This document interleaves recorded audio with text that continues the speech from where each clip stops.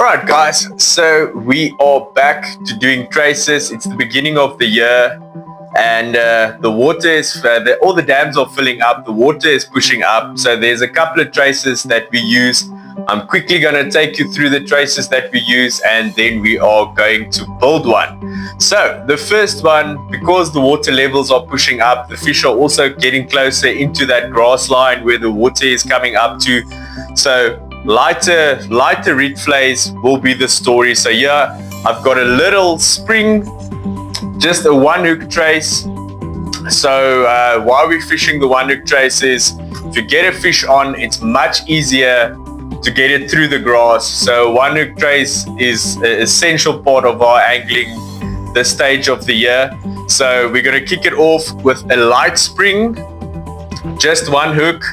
And then if you don't like the spring, you can also do it in the Bokkie version, the one with the little sliding spring and the little weight. This is a little 20 grammer. And then those little bit further distances, still keeping it as light as possible, is the 30 grammer Bokkie weight. And then if we have to fish into the wind and you have to reach that little bit further distances without going to a bottom trace, we use the 40 gram Bokkie with the little spring. All of them one hook traces. It is just easier to get out your fish. It doesn't snag, the second hook doesn't snag anywhere, so you land a lot more fish than you lose, especially this time of the year where the water is into that grass line and you have to get them through the grass. So guys, that is the 4 traces that we use, and we are going to build one for you now. And of course, our hooks of choice, VMC. This is the 7102. Roughly it equates to a number 1 hook. So VMC, the line, as always, double X, extreme abrasion, the normal abrasion, and we are going to use it in 10 pounds. And for your shaft line is going to be the 30 pound, the 0.45. Yes, so that is the equipment, the end tackle that I use to build my traces with. VMC hooks, double X line, Bokkies and springs. That is the reed flay traces that we use. So for this version of the reed flay trace, I'm going to use a little spring. You're going to need 1 swivel. There we go, 1 swivel, 1 big bead and 1 small bead. And then for our shaft line, we are doing 30 pounds high abrasion. And for the hook link, I'm using 10 pound, either the clear normal abrasion or the camo green one in the ultra extreme abrasion. So there we go guys, that is what you're going to need to build your 1 hook reed flay trace, and of course your VMC hooks. So let's get to it. Let's build that reed flay. Let's just put the spring, the 2 beads and the swivel there.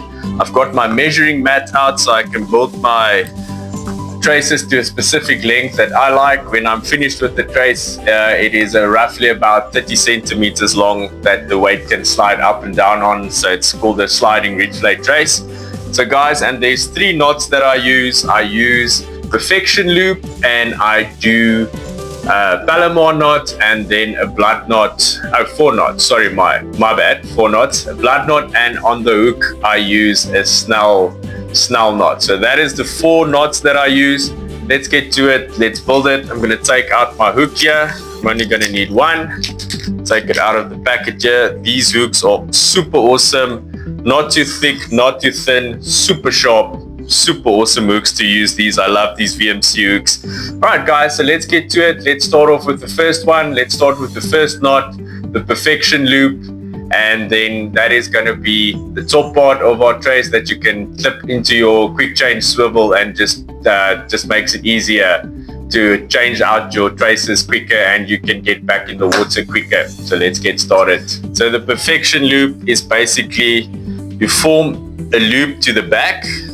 So there's 1 loop, then you bring it around. Let me just give it a little bit more line. So you fold your line like that, 1 loop to the back. You come to the front, form another loop, also pinch it in between your thumb and forefinger. Your tag end you're going to put through the 2 loops, just like that. And then you're going to take the front loop through the back loop and just pull it tight. Let me just get it there. Come on, there we go. And then you can make this as long as you want, your little loopy. So as when you have your loop as long as you want, you just let go of the tag end, just pull it tight, loop it, pull it tight. When you know you made your loop correctly, your tag end will come out at a 90-degree angle. So that is your perfection loop. That is your top part. It makes like a little lissy there on top where you can just clip it into your quick chain swivel. Of course, you're going to need a nail clipper. So you're going to do a nail clipper, just cut off the tag end. Then I'm going to measure out about 40 to 43 centimeters like that. After you've done the Palomar knot, it takes quite a bit of line. I'm going to end up with a 30 centimeter trace. Then we're going to do a small bead first. Then you're going to do your spring and then your big bead, guys. So there we go. Oops, big bead is on. And now basically all you're going to have to do is attach your swivel, guys. So with the Palomar knot, you put it through, stick it back again from the other side, so it makes the line double through your swivel. So then all you basically do is tie an overhand loop. There we go. But you take the tag end and you put your swivel through the tag end. Then you just pull it back like that, guys. So it is pulled back.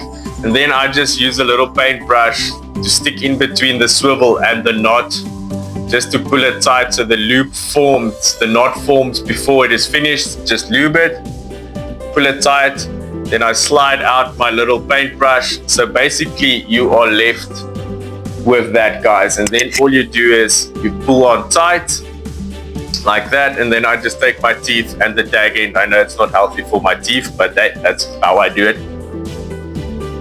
Just pull it tight. So there we go, guys. Your reed flat trace is finished. All we have to do now is snell the hook and put it on the trace. But there we go, guys. Beautiful reed flat trace is made.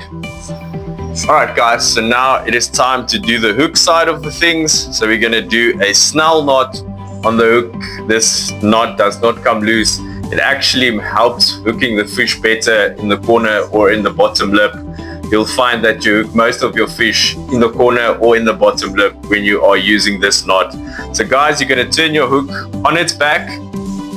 I'm right-handed, so I'm going to use my double X, put it on the left-hand side this time because I'm going to work from my left to right again.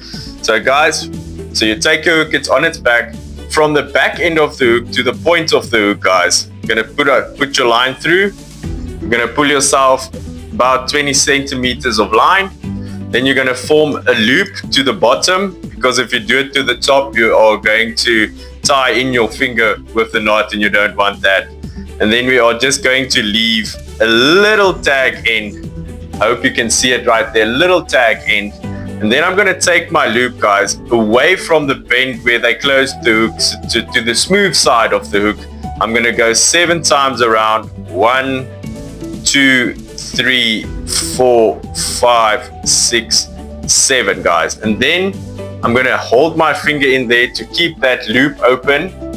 I'm going to take my teeth again, take that tag in, moisten the knot, and just pull it slowly through so it doesn't wind up on itself. And there you go, guys. It is 99% done. There you go. It's perfect like that. Then I'm just going to tag or snip off the line that comes from the spool, so you can put your spool to the one side. So guys, you are basically left with that, guys. And then I'm going to take the line that is left, I'm going to put it through again from the back to the point of the hook, guys. Always to the point of the hook. There we go. And you have a perfect snell knot. You will see your hook sits a little bit up. That helps with the hooking capability of the trace. And then all I'm going to do on my measuring board is I make it roughly about 14.5 centimeters, snip it off. So now I know when I'm done with my blood knot, I will have around 12 centimeters to 11 centimeter hook length, and that's the way I like to fish it. So there's my trace that we built. the swivel, I'm going to put it through. I'm going to pinch it by the end of the swivel, so you have both your lines pinched like that. Now I'm going to go around 5 times using my teeth again. 1, 2, 3, 4, 5 times. And it makes a little loop where you're pinching it. I'm going to stick it through that loop, hold my tag end in my fingers like that. Then I'm going to slowly pull it tight, and when the knot has formed, as you can see there guys, the knot has formed. I'm just going to moisten it, pull it tight, make sure it sits, and there you go guys. And then I'm going to leave about 0.5 centimeter 5mm 3mm tag there. So there we go guys, perfectly done. Trace is made, one hook trace, there you go. It is beautifully made, and it will catch you a fish. Using the right equipment, the right line, the right hooks definitely ups your game. So there we go guys, your perfect reed fillet trace is made. Enjoy.